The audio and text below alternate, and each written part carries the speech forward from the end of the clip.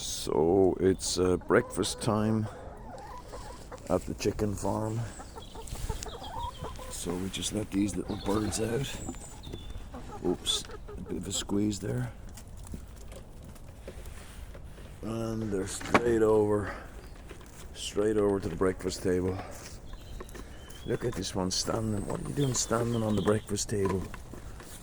There we go. Oh, look, they're all standing on the breakfast table. Cheeky birds.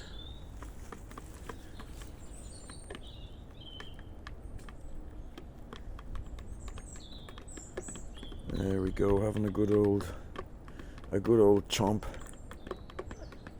That's it.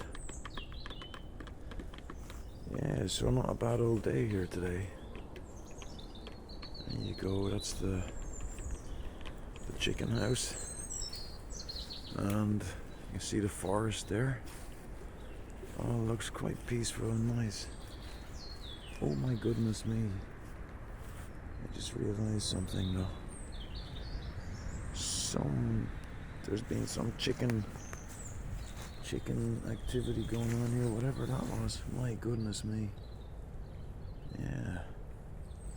All these chicken feathers. That's not a good sign. That's a serious bit of